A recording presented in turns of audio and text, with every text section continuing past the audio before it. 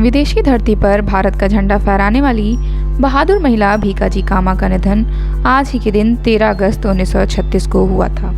भारतीय स्वतंत्रता संग्राम में राष्ट्रवादी आंदोलन की प्रमुख नेता रही भीकाजी कामा का जन्म 24 सितंबर 1861 को मुंबई में पारसी समुदाय के एक अमीर एवं मशहूर शख्सियत भीकाई सोराबजी पटेल के घर हुआ था। उनका परिवार आधुनिक विचारों वाला था और इसका उन्हें काफ़ी लाभ भी मिला और वो अपना ज़्यादातर समय सामाजिक कार्यों में ही देने लगी। भीकाजी कामा ने अपनी पढ़ाई Alexandra native girls English institution से की। सन 1885 में उनकी शादी रुस्तम कामा से हुई थी, लेकिन उनका दाम्पत्य जीवन सुखमय नहीं रहा। जब भारत परतंत्रता को झेल रहा था, सामाजिक स्तर पर पिछड़ेपन और लड़कियों को अभिशाप माना जाता था।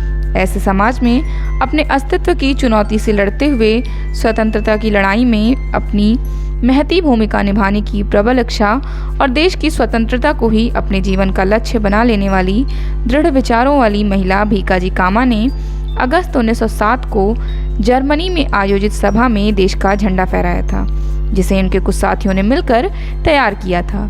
ये झंडा आज के तिरंगे से थोड़ा भिन्न था। भीकाजी ने स्वतंत्रता सेनानियों की आर्थिक मदद भी की और जब देश में प्लेग की बीमारी ने अपना प्रकोप दिखाया तो अपनी जान की परवाह किए बगैर उनकी भरपूर सेवा की।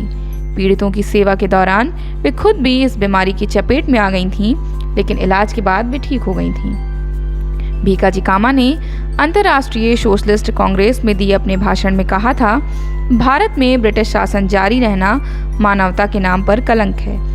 एक महान देश भारत के हितों को इससे भारी क्षति पहुंच रही है। सभा में मौजूद लोगों से उन्होंने भारत को दास्ता से मुक्ति दिलाने में सहयोग की अपील की थी और भारतवासियों को कहा था, आगे बढ़ो, हम हिंदुस्तानी हैं और हिंदुस्तान हिंदुस्तानियों का है।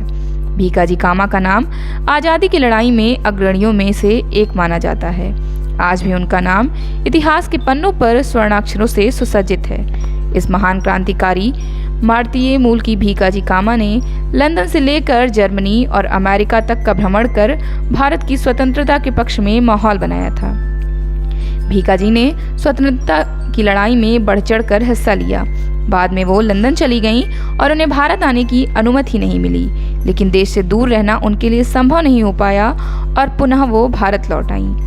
13 अगस्त 1936 को 74 वर्ष की उम्र में यानी आज़ादी से कई साल पहले ही उनका निधन हो गया था। भीकाजी कामा ही वो पहली भारतीय महिला हैं जिन्होंने पहली बार विदेशी धरती पर भारतीय झंडा लहराया था।